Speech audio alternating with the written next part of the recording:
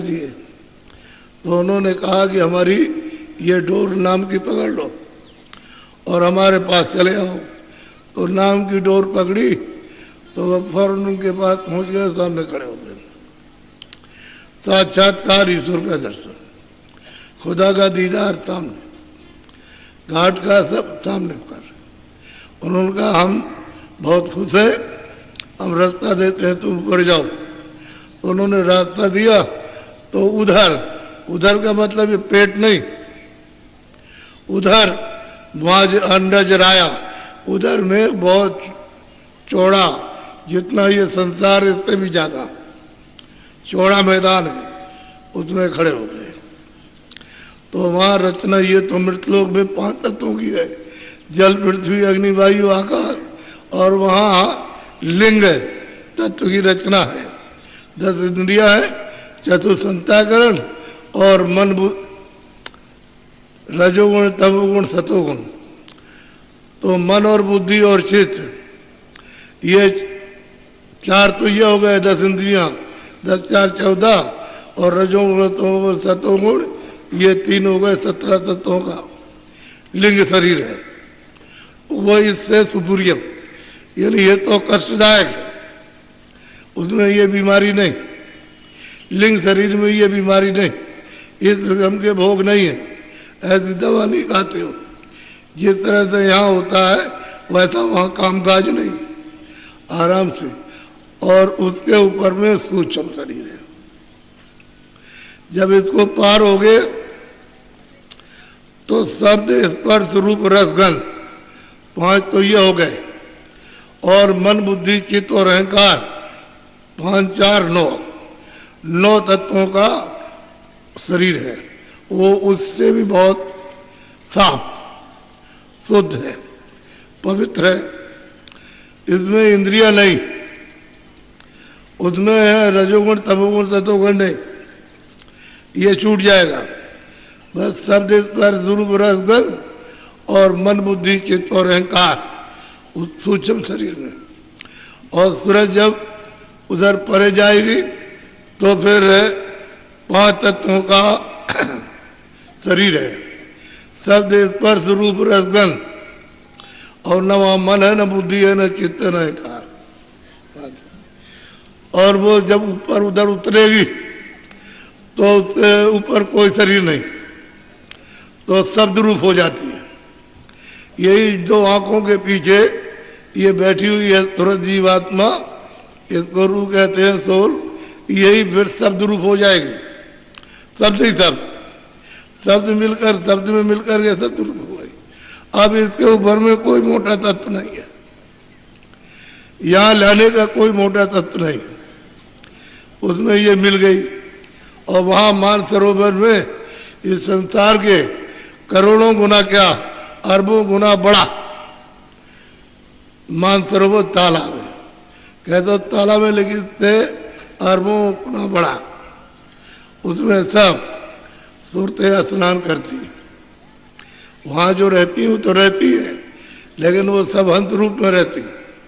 जब स्नान किया तो इसी सूरत का, जो दोनों आंखों के पीछे बैठी, इसी सूरत का, इसी जीवात्मा का, इसी रूह का 12 ईश्वर से यानी खुदा से ज्यादा प्रकाश हो जाता है, 12 गुना ज्यादा रोशनी, 12 गुना ज्यादा लाइट इस सूरत की हो जाती है जो यहाँ आज बैठी है। ये तत्वों में लाकर कमजोर कर दी गई और प्रकाश इसका बढ़ गया, प्रकाश बढ़ गया इसका, और फिर बिल्कुल एकदम छोटी हो गई। जब दोनों आंखों के पीछे बैठी तो और भी छोटी, क्योंकि इस पर पाप पुण्य की गंदगी लग गई, तो बिल्कुल एकदम से आलोप हो गई गंदगी में। अब ये नहीं पता है कि हम क्या है, कुछ नहीं मालूम। तो इसका पता महापुरुषों ने सब लगाया, और महापुरुषों ने देखा, तब इनसे कहा कि भाई तुम तो दरवाजे पे बैठे हो और तुम ये सब कहा क्या करते हो। अमूलक निधि, अमूलक जवाहरात, जो सोना चांदी और ये सब मिट्टी है, और वह अमूलक जवाहरात जो चेतन है, उसको प्राप्त करना चाहिए जो सर्वदा जीवात्मा की सूरत की रक्षा करे, रखवाली करे। तो वो अपने को पता ही नहीं, इसमें लगे हुए काम में, क्रोध में, लोभ में, मोह में, आशा में, तृष्णा में, इसमें काम, लोभ, अहंकार, इसमें फंसे पड़े हो। यही खाने पीने में, इसी में ढूंढते हो कि इसको गाली देंगे तो इससे मिल जाएगा, इसको मार देंगे तो इससे कुछ मिल जाएगा, और इससे कुछ ले लेंगे तो कुछ मिल जाएगा। यही सब आनंद की खुराक फिराक। लेकिन यहाँ कुछ भी खुराक लो और कुछ भी मतलब ये उपाय करो, यहाँ है ही नहीं। बहुत आपने आंखों से देखा, लेकिन फिर भी तमन्ना होती है और मिले देखने को। यहाँ तो अच्छा नहीं है, लेकिन और जगह अच्छा होगा। सुनने को आप बहुत गाने बजाने आपने सुने, लेकिन उसमें कुछ है नहीं, तो आपकी इच्छा होती हो। बहुत तरह के आपने यानी व्यंजनों के स्वाद लिए, लेकिन अभी तक यही कामना है कि और जगह कहीं है। हर तरह की आपकी वासना चारों तरफ दौड़ रही है, वहाँ मिल जाएगा वहाँ, लेकिन कहीं भी दौड़ोगे यह है नहीं, वो आनंद नहीं है। आनंद जब मिलेगा अपने निजी घाट पर दोनों आंखों के पीछे आकर यहाँ बैठोगे और यहाँ से शुरू करोगे, तब मिल जाएगा। वो भी आपके साथ कोई जानकार चाहिए, जो जानने वाला, ऊपर जाने आने वाला वो तो ले जाएगा, और जो जानता नहीं हो कुछ नहीं करेगा। तो आपको तो बगैर मांगे और बगैर इच्छा जगे हुए, और आपको तो मतलब घेर घार कर, और ये जबरदस्ती दिया जा रहा कि तुम अपनी चीज ले लो, अपना धन ले लो। यानी आपकी इच्छा नहीं थी, ये नहीं जानते थे कि हम क्या चीज हमको मिलेगी, कुछ नहीं, और तुम कुछ लेने भी नहीं आए थे। ऐसे ही आए सुन कर के क्या कि हमारे कष्ट दूर हो जाएंगे, तकलीफ दूर हो जाएगी, बाबा जी के पास जाएंगे, कुछ आशीर्वाद, कुछ दुआ मिल जाएगा। दुआ आशीर्वाद तो सब मिल जाए, लेकिन तुम आशीर्वाद लेते कब हो? दुआ कब लेते हो? दुआ अगर तुम्हें मिले तो फेंक देते हो, तो फिर तुम्हारे पास तो कुछ रहता नहीं। जब तुमने फेंक दिया तो फिर क्या रहेगा? जो बताते हैं कि तुम इस तरह से रखो, दुआ को रखो, आशीर्वाद को, तो तुम्हारा लाभ करे, तो बढ़ते बढ़ फेंक दिया। तो रोकथाम करने वाला कोई तुम्हारी है नहीं, ये बताया रोकथाम करे। इसलिए जो चाहते हो वो करते हो। एक मजदूर है, मजदूरी करता, मालिक आया, उसने कहा देखो ये काम है, ये आप दिन में कर देना। क्या जी बात। वो तो चला गया, तो अपना बस चुपचाप अपना बैठा सोया। शाम को जब मालिक आने को हुआ तो पड़ुआ उठाया, खोदने लगा। उसने कहा भाई हम तो तुमको काम दे गए थे, तो तुमने तो कुछ नहीं काम था, जितना हमको उतना किया। यानी चोरी की, झूठ बोला, धोखा दिया, काम चोरी, और कहता पैसे दे दिए पूरे, पैसे में कोई कमी नहीं, काम कुछ नहीं। तो अब चोरी की भावना, काम चोरी की, लोग सबके सब करने लगे कि ये हम नहीं करेंगे, पैसे पूरे चाहिए। तो बताओ बरकत तुमको कैसे मिलेगी, दुआ कैसे मिलेगी? जब आप काम नहीं करते हो और चाहते हो कि हमको पूरा मिल जाए, तो कैसे मिलेगा? अगर मिल भी जाएगा तो तुम्हारा खत्म हो जाएगा, उससे तुम्हें लाभ नहीं मिलेगा। तो ईमानदारी मेहनत के साथ, तो आपने काम तो छोड़ दिया, अब बरकत नहीं मिल रही है। तो महात्मा किस बेसिस पर, किस आधार पर आपको दे? रखने का तुम्हारा जो बर्तन है वो तो रखने का है ही नहीं। बर्तन तो आपने बहुत ही अति गंदा कर दिया, तो उसको थोड़ा मांजने की जरूरत है। तो जब आप जानते ही नहीं कि कहाँ की मजाई करे, सफाई करे, तो कैसे? तो अतिशय रगड़ करे जो कोई इधर दरवाजे पे बैठ करके, अतिशय रगड़ करे जो कोई अनल प्रगट चंद्र से हो। जब इधर में जो अंधेरा है, आंख बंद है, कान बंद है, नाक का बंद है, इधर में जो रगड़ करता, तो वही रगड़ से फिर कहते हैं ज्वाला, कर्म तो साफ हो जाएंगे, यानी कर्मों की तबाही होगी तो एकदम से झलक आने लगेगी। तो जो महात्माओं ने कहा कि थोड़ा सा बर्तन अंतःकरण है उसको तो जरा साफ हो जाने दो, तो कुछ नहीं, इनको कुछ पता ही नहीं अंतःकरण का, तो ये सब लेते हैं यहाँ है। अब इनको अभी तो बताया कि भाई अंतःकरण तो इधर है, ये हृदय तो दिल तो हार्ट तो इधर है, ये इधर कहाँ से आया? कर्म सब इधर जमा होते हैं, जहाँ पानी कभी जाए नहीं, तुम दिन भर डूबे रहो नदी में या कुएं में डूबे रहो तो पानी वहाँ नहीं जाएगा, ना वहाँ कोई जहर जाएगा, ना वहाँ कोई तलवार जाती, अग्नि भी नहीं जाएगी, अग्नि तो नीचे तुम्हारे इसको जला देगी, वहाँ नहीं जा सकती अग्नि, छू करके भी नहीं जाएगा। ऐसी जगह उसने तुम्हारे पाप और पुण्यों को रखा, और तुम किसी महात्मा से नहीं पूछते हो कि हम ये पाप और पुण्य हम किस तरह से इसको जलाएंगे, वो जुक्ति दे तो उसको करो जल्दी में, तो जल्दी हो जाए काम, तो आपको समझ में नहीं आता। इसलिए तुम बड़े भाग्यशाली हो, तुमको अचानक ये चीज नर नारियों को पकड़ा दी गई कि अब जरा सा थोड़ी सी तुम मेहनत करो, ये रगड़ करना रगड़, थोड़ी सी तुम करो थोड़ी हम करें तो जल्दी ही कृपा हो जाए। अब तुम अगर सचेत हुए और विवेक हुआ तब तो लग गए, तब तो काम हुआ, और इधर से लिया उधर धर दिया, ताके में जाकर के धर दिया, भूल गए। जब कभी मिले तो पूछा भाई तुमने कुछ याद किया, कुछ किया? कह रहे हम तो सब भूल गए, हमने तो कुछ ना भजन किया ना हमने ध्यान किया, हमको तो समय खो दिया तुमने।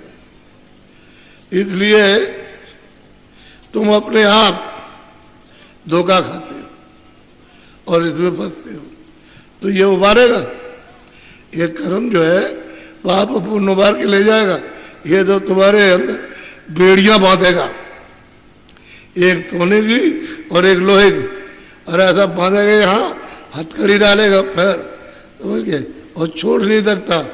तो जो पुण्य करेगा उसको तो सोने की बेड़ी, और जो पाप कर्म करेगा लोहे की, बस करेगा और डाल देगा यहाँ 84 में ले जाएगा नरकों में, और फिर तुम्हारी अच्छी तरह से पिटाई करेगा। बताओ किससे प्रार्थना करोगे? कौन है बचाने वाला? कोई तुम्हारी इस आवाज को कोई सुनेगा? वो जानता ही नहीं कहाँ गए, और उसके ऊपर में ये दूरी दशा हो रही है। इसलिए महात्मा जो आप आते हैं वो इसी धन को जीवात्मा को जगाने के लिए आते। नाम कैसा? अभी आप नाम जानते ही नहीं हो, नाम जो बोलता हो, नाम आवाज देता है, कहता है भाई हम तो तुमको बुला रहे, तुम हमारी आवाज को सुनते ही नहीं हो, और जब सुनने लगो तो आवाज सुनाई देने लगे, और फिर सब तुम्हारी आंख कानों के साथ आंखों के साथ में प्रकट हो जाए, और तब कहोगे हमको ऐसी अद्भुत वाणी जो हमने कभी कल्पना भी नहीं की कि ये हमको सुनने को मिलेगा, और वो मिलने लगी। तब उसको मतलब ये है आनंद बरसता है, और फिर दुनिया एक तरफ खड़ी हो जाए और वो एक तरफ रहे, उसको हिला नहीं सकता कोई भी, उसको बहका नहीं सकता, कुछ भी कहो आप बहका नहीं सकते। जब सच्ची थी, सच्चा रास्ता, सच्ची चीज मिली, जीवात्मा उसके साथ जुड़ गई और आनंद ले रही, तो इसको कौन मोड़ेगा? कोई नहीं। एक देवी घर में भजन करके उसका पति कहीं गया और रह गया, अब वो भजन करने लगी, और उसको जब होने लगा तो कहेगी तुम क्या करती हो ढोंग? अरे हम ढोंग नहीं करते, तुम चले जाओ, जो हमको मिला तुम भी ले आओ, हमको तुम अपनी बुद्धि से समझते हो ढोंग है, तो हम ढोंग ही है, तो हम छोड़ नहीं सकते, तुम अभी चले जाओ, हमको कोई गम नहीं। अगर तुमको कुछ लेना है तो वहाँ चले जाओ और वहाँ जाके ले आओ, जो हमको मिला वो आपको मिल जाएगा, वहाँ कोई इनकार थोड़ी है। अगर हमारे लिए दरवाज़ा खुला तो तुम्हारे लिए भी खुला रहेगा। तब चुप हो गया। चुप हो गया, फिर नहीं बोला। तो कोई सत्संगी आया, उसने कहा अरे ऐसे बोलना बालना नहीं, नहीं तेरा बड़ा भारी नुकसान हो जाएगा। इसको परमार्थ की दौलत मिल रही है, ये तेरी बात क्या सुनेगी, ये कुछ नहीं सुनेगी। इसके ऊपर नशा चढ़ गया। तो कहने का मतलब यह है, दुनिया एक तरफ और वो एक तरफ, वो हिला डुला सकता। जब वो देख रहा, सत्य सत्य को देख रहा उजाले में खड़े होकर के, तो उसको कोई धोखा दे सकता? आप तो अंधेरे में हो, कल्पना में हो, इसमें ये होगा है और कुछ नहीं, इसी में बंधे हुए।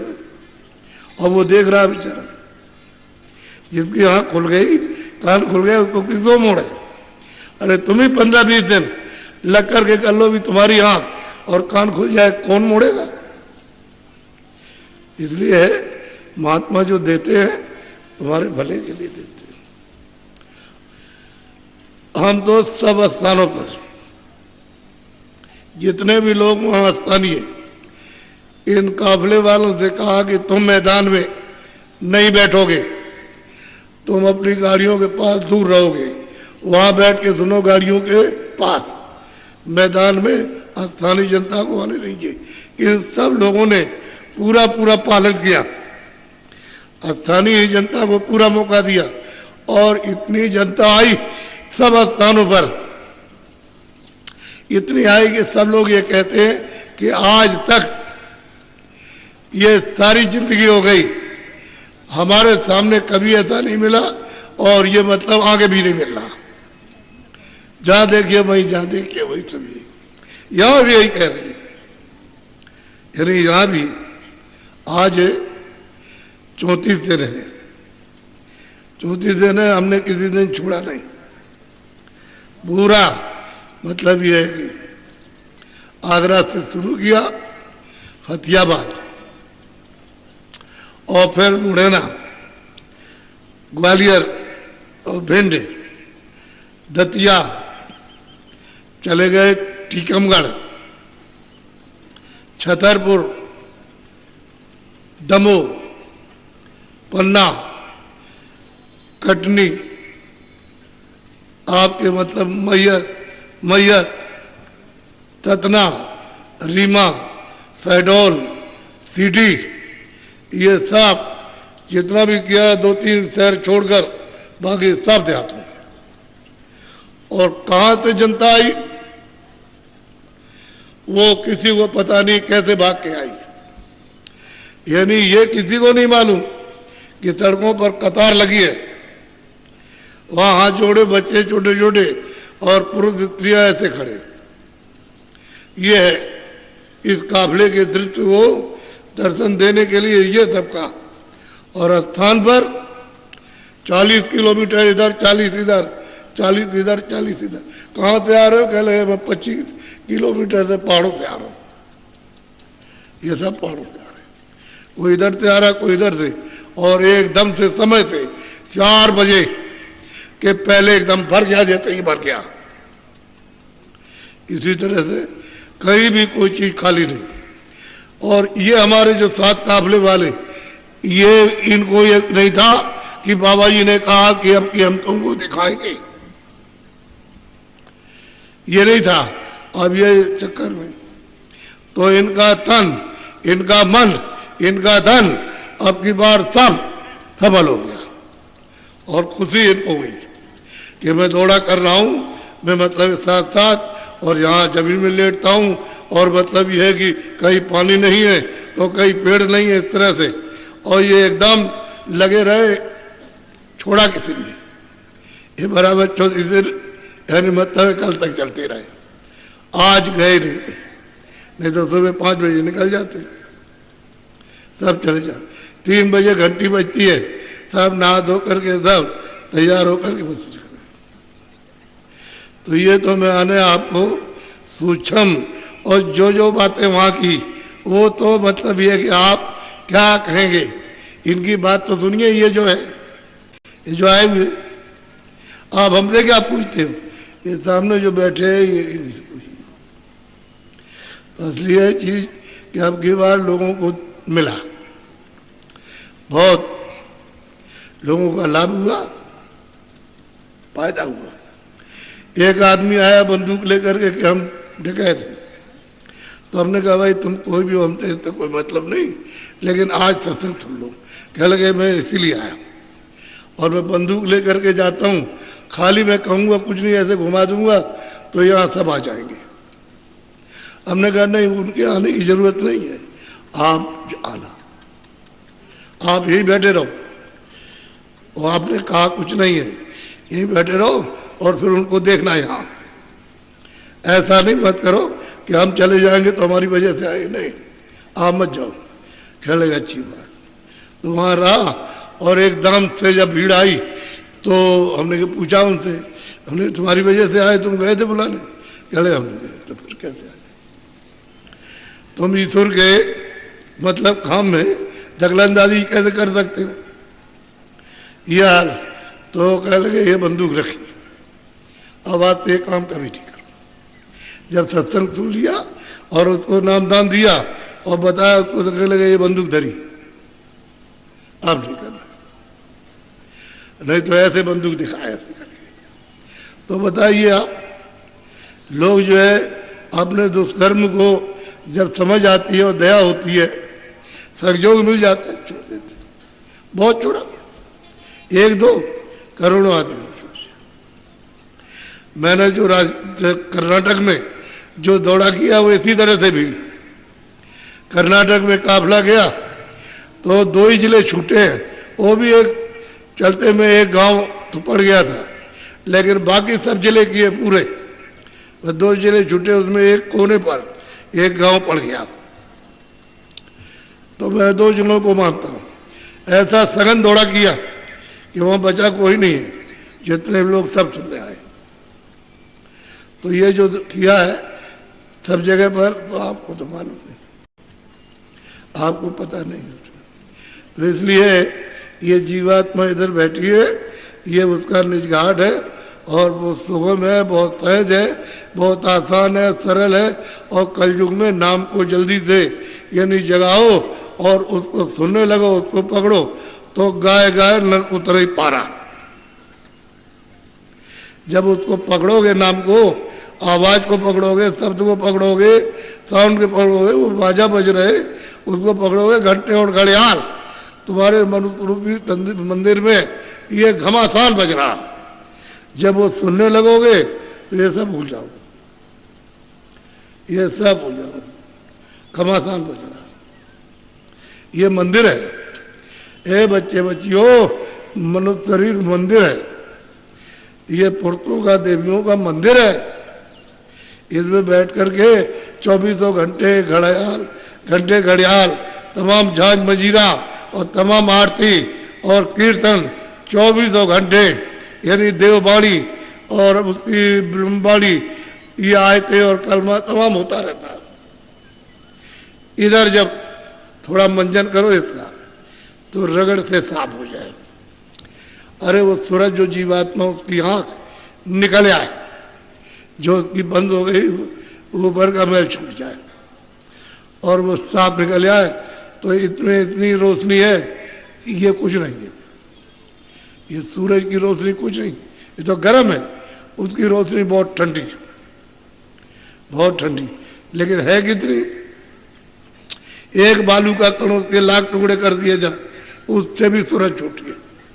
इसलिए शरीर में आले में कैसे आ सकती, क्योंकि शरीर के अंदर तो है नहीं। ये तो महात्माओं ने इसको बरामद किया। जब उन्होंने इसको बरामद कर लिया तब उसे मालूम हुआ, नहीं तो सबको लोभ हो गया। रास्ता ही जो सुगम था वो लोभ हो गया। इसलिए कलयुग केवल नाम को पकड़ो, चलो घर, आवाज है। ये नहीं कि मुँह से कहते हैं कि हम कोई नाम कहो, कुछ कहो, कीर्तन करें, तो इससे नहीं, अंदर में जीवात्मा से उसको सुनो, पकड़ो, चढ़ो और चलो घर पहुंचो। उससे इससे नहीं, इस वजह से बहुत गाने गाते रहते, इससे काम नहीं होगा। अंदर तुम्हारे पास हो रहा दरवाजे पर, तो अब नहीं किसी को मालूम, तो कोई क्या करेगा। अब तो हम बता करके आए, 2 लोग यहाँ अभी आए, कर्नाटक से भी आए, महाराष्ट्र से भी आए, कि चलो सत्संग सुने आगे, 2 दिन का ही मिल जाए। एक ही दिन का मिल जाए सत्संग, 2 ही घंटे का मिल जाए, लौट जाएंगे। तो इतनी दूर से आए और 1 दिन रहे और वापस चले गए, तो अपना सौभाग्य समझते कि हमको दर्शन हो गया और हमको सत्संग मिल गया। और उनको मिल रहा, जब वो प्राप्त कर रहे तब तो दौड़ेंगे ही। इसलिए आप बड़े सौभाग्यशाली, बहुत उत्तम भाग आपका जा गया कि सत्संग भी आपको, अभी तो हमने कुछ नहीं सुनाया, आपको सिर्फ संकेत दिए। सुनाने में थोड़ा सा सुनने वाला जो होगा थोड़ा ठहर के सुनेगा, क्योंकि अगर सत्संग सुनाए तो हजम नहीं होगा। क्योंकि जब कोई चीज़, बच्चा जो बैठा है, एक बच्चा 8वें 10वें में पढ़ रहा, उसको अगर BA की किताब बताइए तो उसको क्या समझ में आएगा?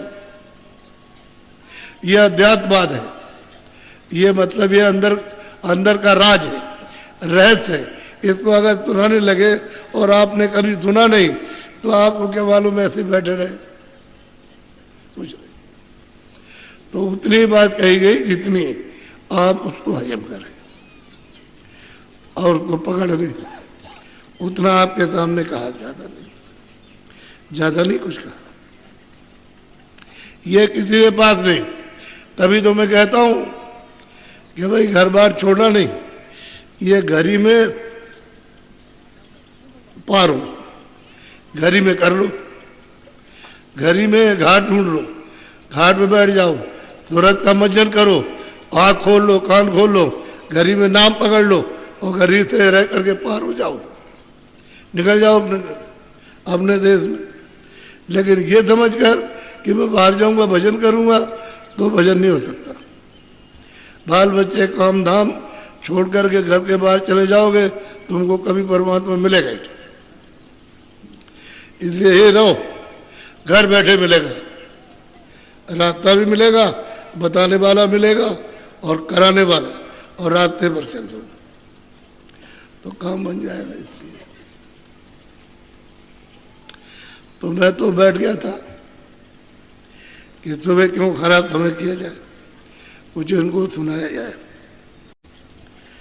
कुछ सुना दिया जाए। तो आप इतनी बात हमारी जकड़ के पकड़ के रखो कि जो भी कर्म करोगे अच्छा बुरा, तो अच्छे का तो आपको फल पहले नहीं मिलेगा। इसको समझ लो कि जैसे पुण्य किया और पाप किया, तो पुण्य का फल पहले नहीं मिलेगा, जमा रहेगा। पहले जो आपने पाप किया है उसको पहले भोगो, उसकी सजा पहले, चाहे वो पशु पंछी में ले जाए, कीड़ों में ले जाए, जल के जीजू में ले जाए, चाहे नरकों में ले जाए, वो पहले भोगना। और जब वहाँ कट जाए तब फिर आकर के फिर आपको ये पुण्य का फल मिलेगा। हिसाब करने वाला जितने आज़ादी दी है और बहुत होशियार है, उसने कितने युगों तक आराधना की है, समय लगाया और मालिक को खुश किया। खुश हो गया तो उसने ये सब इतना वरदान मांगा तो मालिक ने दे दिया। मालिक को क्या, उनकी मौज थी, इच्छा थी कि ऐसा विस्तार कर दें, तो विस्तार किया। मतलब ये ऐसा नहीं कि मालिक समझते नहीं थे, समझते थे दोनों। इन जीवात्माओं के लिए तो रास्ता आने और जाने का रखा, उनके लिए नहीं रखा। जो पहले 16 को भेजा उनके लिए नहीं, वो नहीं जा सकते। जब महाप्रलय आती है, महाप्रलय आई, तो उसमें क्या होता है कि जितने भी साधक वो तो पहले चल देंगे, निकल जाएंगे। फिर इसके बाद में जो पुण्य आत्माएं होती है, शुभ कर्म करती है, कोई कोई उनमें से वो चली जाएगी, पुण्य आत्माएं निकल जाएगी। फिर यहाँ पृथ्वी में आपको अनाज नहीं मिलेगा, पेड़ों पर पत्ते नहीं मिलेंगे। कि अनाज न मिले तो पत्ते का आगे जिंदा रह जाएंगे, तो पत्ते खत्म। जानवरों के लिए कोई चारा नहीं मिलेगा, तो तड़प तड़प करके बड़ा दुखद दृश्य होता है, रुदन वाला, ऐसे तड़प तड़प करके। मौका पा जाएगी तो स्त्री अपने बच्चे को काट के खा जाएगी। मौका मिल गया और पति सो गया है तो उसको काट देगी और उसी का मांस खा जाएगी। ये आदमी पा जाएगा तो स्त्री को काट देगा। उस वक्त में कुछ नहीं, यह हाल रहता है। तो इस तरह से तड़प तड़प करके ये पत्थर पहाड़ जितने भी हैं, जब वो शब्द बंद करता है तो बिल्कुल से राख एकदम से सारा जलमग्न पूरा का पूरा। तो जितने भी मतलब ये है कि जल में जीव रहते थे और वो थल में, तो थल के जीव जल में चले गए। तो तड़प तड़प करके उनको कोई आधार तो मिला नहीं।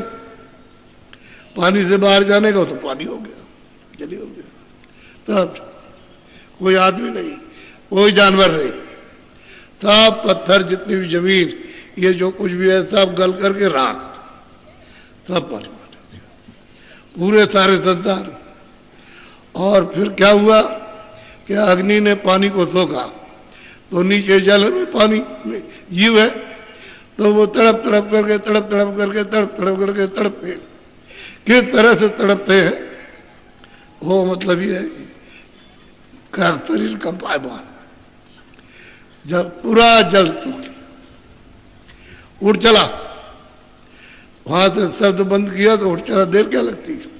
फौरन वायु ने अग्नि को सोखा और वायु को आगराज से, और आगाज को महादेव आद्या महाशक्ति ने समेट लिया। फिर ऊपर में ईश्वर ने, यानी मतलब खुदा ने समेटा, तो उसके बाद में ब्रह्म ने, ऐसे ही समेटते हुए साहब चले जाते हैं। किसी को पता नहीं, कुछ नहीं रहता। ये आएगा, तुम्हें आता है, लेकिन समय देर में आता है, आपको तो मालूम नहीं है। ये बात जरूर है कि जितने भी नरक के जीव 84 के, इतनी तकलीफ होती है, इतना कष्ट होता है कि वो सब उसी में भुगा लिया जाता है, तब उनका शरीर छूटेगा। इतनी यात्रा होती है जो कहीं नहीं जा सकती, लिख नहीं जा सकती। तो कर्म जब भोग लेते हैं तब जाते हैं। ये सब किताब मिट्टी, ये सब धुला रहा, अब जल भोग जल उड़ गया, अग्नि ने अग्नि को, वायु ने वायु को आकाश, ऐसे ही सब मिटता चला जाता, कुछ नहीं बचता। और कब फिर प्रसार होगा ये कुछ नहीं कहा जाता, ये कुछ नहीं। तो इसलिए जो महापुरुषों ने देखा है कि महापुरुष कब आए, उसी को फकीरों ने देखा कि क़यामत कब आएगी मालूम। उसको क़यामत कहते हैं, अपने महाप्रलय कहते हैं। जब विस्तार हुआ तो इसका समय निश्चित है कि इतने दिन के बाद में महाप्रलय हो जाएगी, लेकिन देर लगती है। आपने तो ये कभी सुना नहीं कि ऐसा, और तो आप कहते हो बस हमारा है, तुम तो आए हो दूसरे की चीज लेकर बैठे हो, चिल्ला रहे हमारी हमारी, उसको गाली दे रहे, और तुमसे छीन लेगा, सब ले लेगा और याद रखवा लेगा। जाओ जाओ, वहाँ हिसाब हो जाएगा, बस तुम्हारा कुछ नहीं है। तुम ऐसे ही रोते गए और रोते जाओगे, और रो रहे हो, अभी रो रहे और रोते हुए आए। जब पैदा हुए तो रोते हुए, अभी तो रो रहे और जाने के वक्त रो रहे। तुम्हारा रोना कब बदलेगा? दूसरे की चीज को आप पकड़ोगे तो रोना ही पड़ेगा। अपना कुछ शरीर भी अपना नहीं, सामान भी अपना नहीं, उसको निकाल देगा। जीवात्मा को ये पड़ा, सामान ये पड़ा, निकालेगा। तो आपका कब है?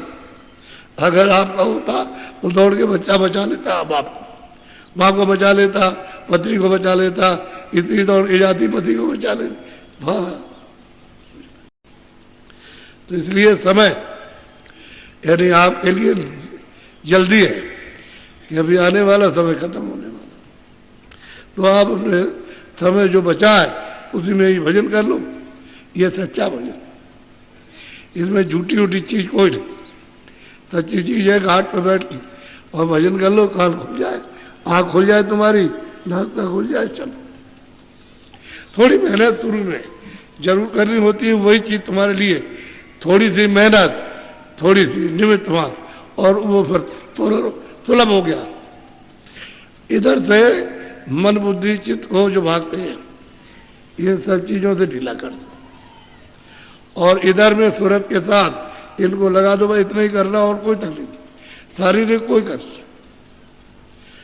श्वास आता जाता आने जाने दो, सोते में आता जाता है, काम करते में आता जा, खाते में आता जाता है, ऐसे ही भजन में आ जाएगा, उसको रोकने की जरूरत ही नहीं है। हाँ मतलब ये मन है जो इसमें फंसा हुआ और ढूंढ रहा है, तो इसमें कुछ नहीं मिलेगा। इसमें करते जहाँ मन की मदद तुरंत को मिली कि फौरन रगड़ा पड़ा और सफाई हुई, वही साफ हो जाएगा तो नाम पकड़ लेगा, फिर कुछ नहीं। जब उसको रस मिलने लगा तो मन बिल्कुल चुप हो जाएगा, क्योंकि उसको रस मिला, उसको अमृत पीने को मिलने लगा, खूब पिएगा। अमृत तो ऊपर से चू रहा, जैसे टूटी खोल दो ऐसे, जब वो द्वार खोलता है टोटी खोल दी जैसे चलता, खूब पीते, तब जाकर के चक जाते, तो तृप्त हो जाते, इधर इच्छा नहीं रहती। यह वैसे मन इसीलिए लगाया गया, इसको मन रोक करके रखे। वो कोई सूरत नहीं है, कोई जीवात्मा, कोई रूह नहीं है, लेकिन वो वहाँ का तत्व है, चेतन के साथ में, मतलब चेतन हो रहा। अगर वो हरकत वहाँ से करता, नीचे आता तो कोई बात नहीं थी, वही जहाँ से ये लगा वहीं से है, और ये चाहता है कि हमारा आनंद हमको मिल जाए।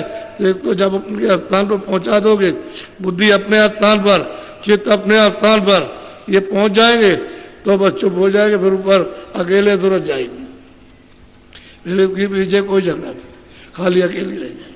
सर्द हो रही है, आगे चल कर के ब्रह्म के बाद जब पार उतरेगी तो सर्वद्रूप हो जाएगी, फिर कुछ नहीं, पार उतर जाएगी, भवसागर से पार उतर के जाएगी। और वहाँ पदम प्रयाग, अगम पूर्वासा, वहाँ प्रयाग है, ये संसार के करोड़ों ऐसे बना दिए जाए और वहाँ जोड़ दिए जाए, इतना बड़ा परम प्रयाग, चौड़ा पाठ। वहाँ तुरते पहुँच करके स्नान करते, तब वो अगमपुर जाती है अपने देश। जब तक प्रयाग में ऐसा नहीं, सूरत लाए जो चढ़े आकाशा, यहाँ से जो आकाश में चढ़ता और चला जाएगा वहाँ पार ब्रह्म के ऊपर, वहाँ जा कर के प्रयाग है, उसमें स्नान करती है तो उनको ताकत आ जाती है प्रकाश सहन करने की और शब्द सुनने की। प्रकाश बहुत है और शब्द बहुत है, दोनों में सहन हजम हो जाता है, फिर ये बर्दाश्त कर लेती है। और जब तक उसमें स्नान नहीं करेगी तब तक वहाँ का शब्द, वहाँ का प्रकाश बर्दाश्त नहीं हो सकता। तो गोस्वामी जी महाराज ने कहा, सूरत लाए जो चढ़े गाथा, यहाँ से जो सूरत को नाम के साथ चढ़ाएगा ऊपर को, वो जाएगा आगमपुर में, वहाँ वो बातें करेगा, वहाँ प्रयाग में नहाएगा, तब जाएगा, तब वो अपने देश जाएगा, अपने घर सचखंड जाएगा। ऐसे नहीं जा सकता। कहा तो उन्होंने ब्रह्मांड की सब बात, लेकिन वो कुछ ऐसा है कि पिंड ब्रह्मांडे सो अंडे सो पिंडे, जो ऊपर है उसकी छाया है। तो उन्होंने ऊपर का तो नाम लिया, लेकिन यहाँ छाया का भी नाम आ गया। तुम समझते हैं, यहाँ नहीं। उन्होंने रामायण में कुछ भी नीचे का नहीं लिखा, सब ऊपर का लिखा उन्होंने। न रावण लिखा, न राम लिखा, न वो कैकेयी है, न भरत है, न वो शत्रुघ्न है, ये कुछ नहीं, उन्होंने ऊपर का लिखा। आप समझ गए, नीचे का उलझ गए। इसलिए रामायण समझ में किसी की आ नहीं सकता। जिसकी आंख है वही, वो तो कह सकता है, दूसरा कोई नहीं, अंधा आदमी कभी नहीं कह सकता। बोलो जय गुरुदेव। अब आपको धूप लगने लगी। हमको तो डॉक्टर ने बिल्कुल मना किया कि आप 5 मिनट भी धूप में नहीं बैठ सकते,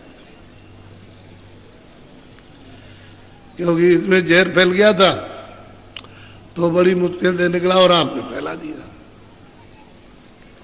हमारा शरीर बिल्कुल ठीक था। अगर ये पैर नोचते नहीं तो मैं मुझे कोई तकलीफ नहीं। इसमें आपने खून निकाल करके कभी इधर नाखून मारे तो उससे ये हो गया, तो डॉक्टर ने कहा तुम नहीं बैठ सकते। अब क्या करें?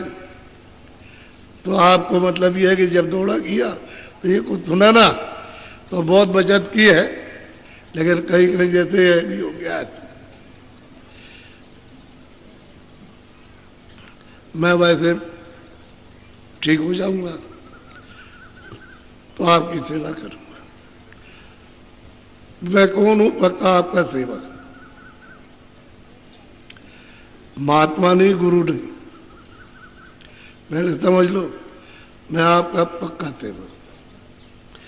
क्या करता हूं कि मन को, बुद्धि को, चित्त को और ये जीवात्मा बैठी है अंतःकरण, इसकी रगड़ाई करता हूं, सफाई। तो कुछ आप सामने बैठो तो कुछ तुम भी करो, उसमें कुछ हम भी रगड़ा मारे, तो जल्दी ये शुद्ध साफ हो जाए। तो मन निर्मल, बुद्धि निर्मल, चित्त निर्मल, स्वरत निर्मल, सो जन मोह पावे। वो मनुष्य, वो इंसान मुझे पा सकता है। और जो छल छिद्रों से, कपट से, फरेब से, गुनाहों से भरा हुआ मुझे कभी नहीं मिलेगा। तो मैं तो सेवक हूँ। मैंने कहा ही मैं ऐसे कहता रहता हूँ, भाई जो मन, बुद्धि, चित्त, अंतःकरण, जीवात्मा की जो धुलाई करे तो सेवक ही है। वो महात्मा कब है? आप अपने भाव से जो चाहो तो कहो, हमारा भाव ये। गुरु महाराज कहते थे कभी महात्मा मत बनना, बताते थे जब ये चीज बांटो तो सेवक बनना, सेवक सदा रहना, महात्मा मत बनना। जहाँ तुमने कहा गुरु हम, तो तुमको नरकों में जाना पड़ेगा। तो बताओ, जब हम ये कहें तो हमको जाना, तो फिर मतलब हमको फायदा क्या? सेवक। इसलिए आप शाम के वक्त में 4 बजे तो धूप चढ़ रही है, उस वक्त में नीचे जाएगी। तो 4 बजे सत्संग होगा और उसी समय पर समापन का कार्यक्रम हो जाएगा। समापन का यहाँ हो जाएगा, क्योंकि यही के लोगों ने कहा कि हमको समय दे दीजिए, तो मैं तो कहीं भी रुक सकता हूँ। मुझे क्या है, तुम्हें पास तो तब है, मतलब यहाँ कहाँ लगाओ, यही चलो यहीं पर ट्रैक्टर खड़े करो और भंडारे लगा दो, वहीं कर दूंगा। हमको क्या परेशान, उसको सब साथ साथ चल रहा, समझ गए? तो 50 भंडारे चल रहे, उससे ज्यादा। और आपको ये सोचना चाहिए। तो हमारे लेकिन यही के लोग कहा सच्ची बात। तो ये है कि अब उधर में सहपाई की तरफ जगह नहीं मिली, इतनी की बैठने की जगह हो तो देखते आप ये कितना, अभी शाम को देखिएगा आप, तो ये जगह नहीं मिली। इसकी वजह से ये कुछ हिस्सा मैनपुरी और कुछ हिस्सा से पड़ेगा।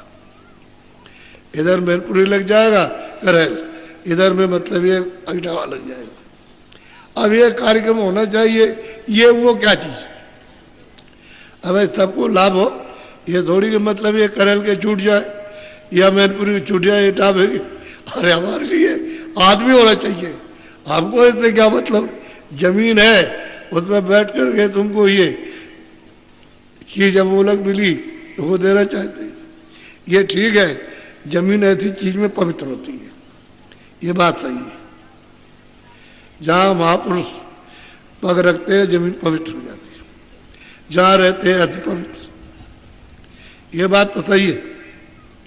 लेकिन यह है कि लोग उस भूमि का लाभ उठाएं तो बहुत कुछ। नानक जी आए, उनके बाद में 10 यानी पूरे महात्मा 10 हुए बाद में पूरे। कबीर जी आए, उनके बाद में कई पूरे हो गए। तुलसीदास जी आए, मीराबाई आए, उसके बाद कई एक पूरे हुए। वो तो थे ही पूरे। तो बहुत महात्मा आए, बहुत जीव गए। जो वहां पहुंच गया वही महापुरुष हो गया, जो वहां नहीं पहुंचेगा वो महापुरुष नहीं है, पहुंच जाएगा वही। तो बहुत जीव यहां तक गए, तो जब कलयुग में गए था तो वर्षों के अंदर, तो क्या आप नहीं जा सकते? तैयार हो जाओ, मचलते क्यों हो? हमारा ये चला जाएगा, हमारा ये चला, हमारा वो तो सब जाएगा। हम अगर ना भी सुनाए तो वो अचानक में आकर के सब ले लेगा, तब तुमको दुगना दुख होगा। अभी तो तुमको समझाएंगे तो तुमको बहुत कम होगा, और उधर से बात ना हटाओगे, भाई बात तो हमारा तो नहीं है, और शरीर भी हमारा नहीं, तो हमारा भी हमारा नहीं, ये भी हमारा नहीं, तो कम हो जाएगा, उससे तकलीफ आपको कम होगी। और अचानक में कहा चलो निकलो, तो एकदम बात लड़ेगी तो बड़ी मार पड़ेगी।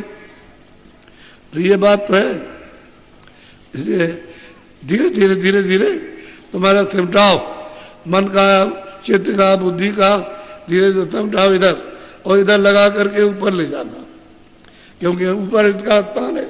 बुद्धि का अलग भंडार, चित्त का अलग है, मन का अलग भंडार है, का अलग। ये सब अपने अपने भंडार में जब वहां मिल जाएंगे तो सूरज अकेले हो जाएंगे ऊपर जाने की, उसके साथ में कोई नहीं रहेगा, बस उसके साथ शब्द, स्पर्श, रूप, रस, गंध। और वो भी जब त्रिकुटी में ब्रह्म का साक्षात्कार हुआ तो वह जो ऊपर बैठे हुए गुरु महाराज, तो जो वहां से पार उतरे वह सागर पार हो गए, इधर लौट के नहीं आना, निकल गए। आपको ये भेद नहीं मालूम, तो बहुत अच्छा हुआ कि आप सब लोगों ने अपना बहुमूल्य समय आपने दिया। पूरी बात को सुन लेना जरूरी है। जब पूरी बात सुन लोगे, और हम तो किसी के बारे में, पहले भी हम जब चिंतन करते थे तो सिर्फ भविष्यवाणी सुनाते थे, उसमें किसी की कोई बुराई नहीं थी, किसी की कोई, लेकिन लोग समझते जब भविष्यवाणी कर दें तो लोग समझे कि हमारी बुराई कर रहे हैं।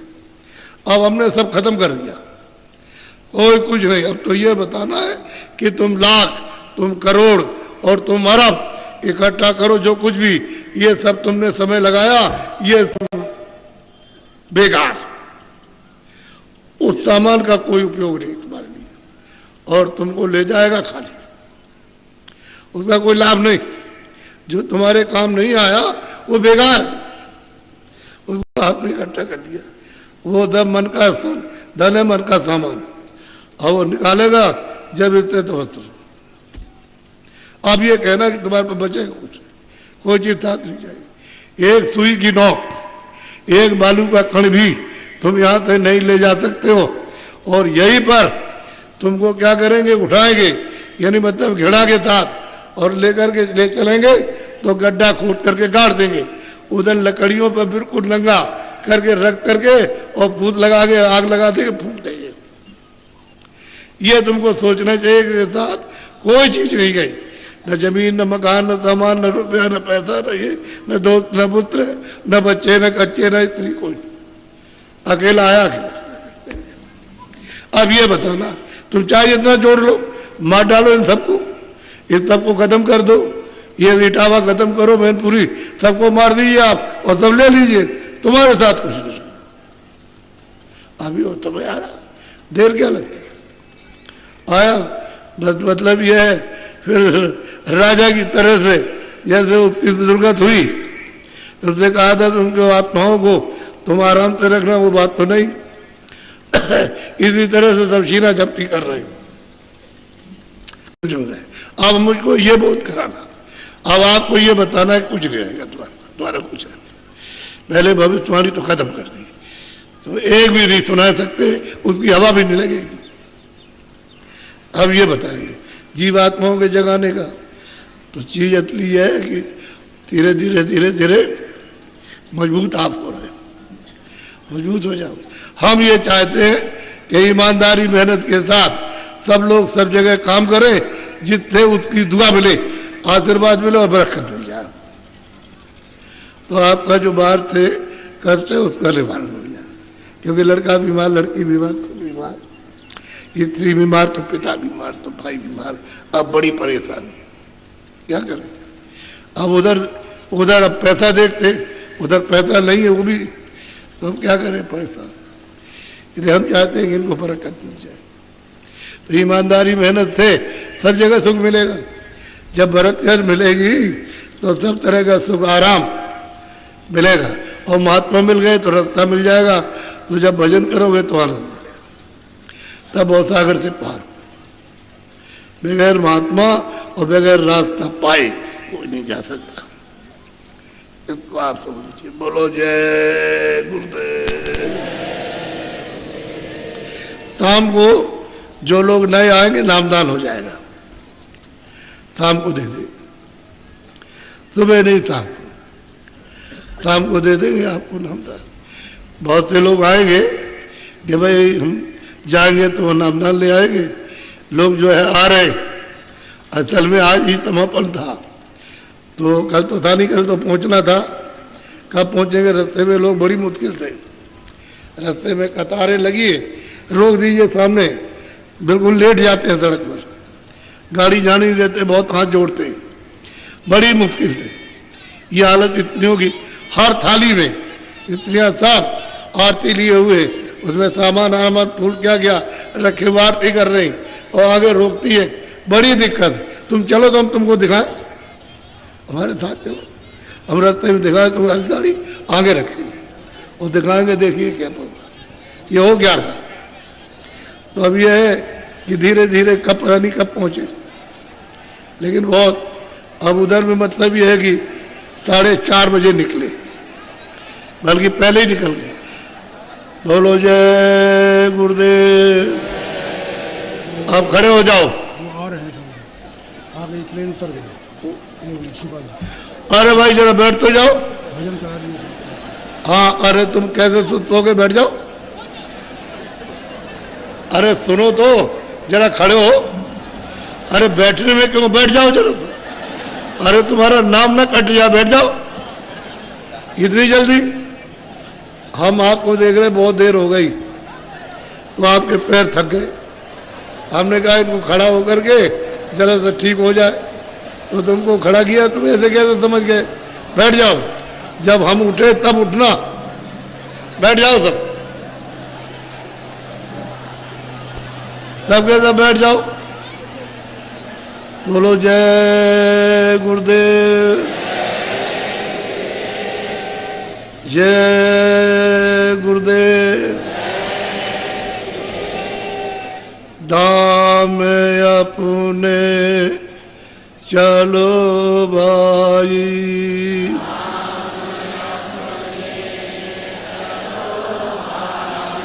धाम अपने के लिए हम बाहर जाना चाहते, कहाँ अरब देशों में। तो हमने कहा कि तू जरा ठहरा रहो, बाद में चला जाना। कह लगे नहीं, इस वक्त में हमारा सिलसिला जाने का बन गया, तो मैं जा रहा हूँ, तो मना करें, तो नहीं माना। अब हम उसके हित के लिए मना करें। हमने कहा भाई वहाँ कोई घटना हो जाए तो फिर तुमको बड़ी मुश्किल होगी, बहुत कठिन होगी। बिल्कुल साफ साफ उनको बताएं कि वहाँ घटना होगी तो तुमको बड़ी दिक्कत हो जाएगी। अब वहाँ जब घटना हुई तो पैसा बैंक से या पैसा कहीं भी जमा या मकान नहीं बिकेगा, सामान नहीं, सीधे जाओ, कोई सामान नहीं ले जा सकते, जाओ। अब हिंदुस्तान ने कहा कि हम जहाज भेज रहे पर, तो कुछ लेकर के नहीं आए, बस खा लिया, खाली। ऐसे ही हर रोज शरीर के रक्षा के लिए मिले, तो आप नया कर्म, पुराना तो वो भोगोगे, अब नया काम करोगे तो फिर कर्म आपका बनेगा। जब कर्म बन जाएगा तो हिसाब किताब होगा, तो फिर से हमारी प्रारब्ध बनेगी। ऐसा काम करो। अब पीछे जो किया था उसकी तो प्रारब्ध बन गई, किस्मत बन गई, तो आप उस पर धोखा मार, ठोकर मारते हो, हम इसको नहीं मानते, तो जाओ भाई। अब उनको, अब उन्होंने पूछा कुछ ले आया, तू बेकार करके आया, कुछ ले आया? कुछ नहीं ले आया। वही काम यहाँ करता तो तेरे काम पर बच्चों का काम आता, और वहाँ कुछ नहीं आया। तो इसलिए धाम अपने चलो भाई,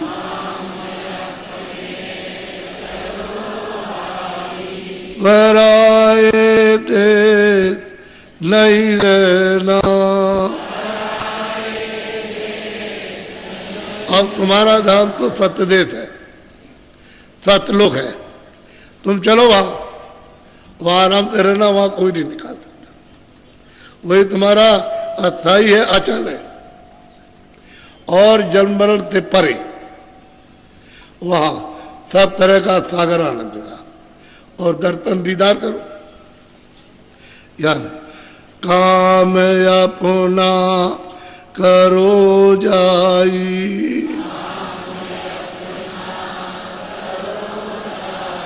पराए काम नहीं फसना।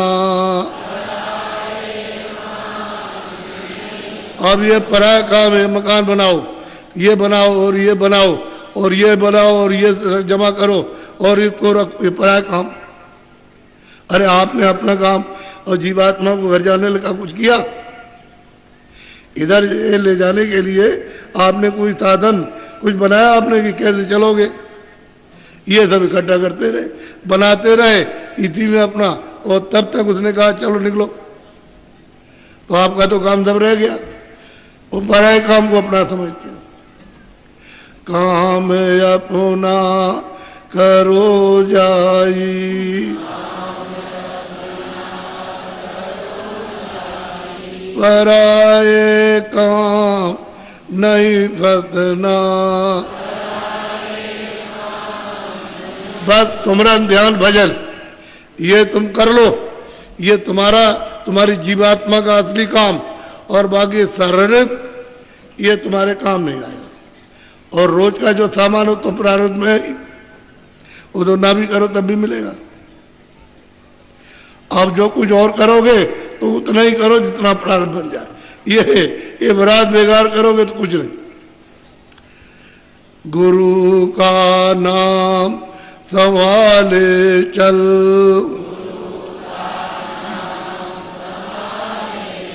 गुरु का नाम संभाले चल,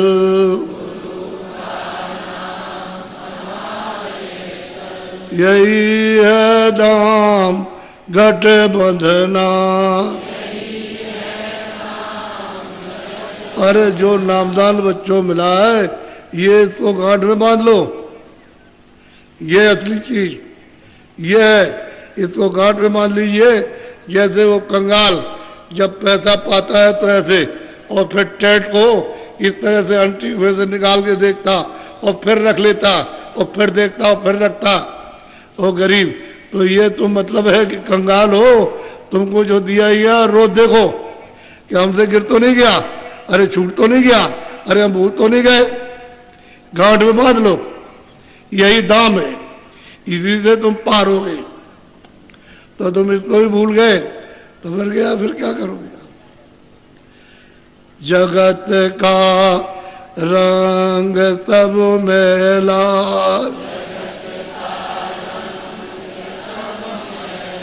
जगत का रंग सब मैला,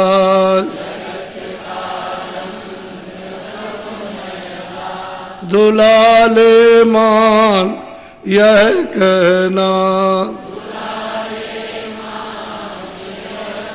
ये जगत का जो काम करते हो ये मैल है, ये यहाँ चढ़ जाएगा तो आप महापुरुषों से प्रार्थना करो कि हमारा ये धो दीजिए, शुद्धि दबाई कर दीजिए।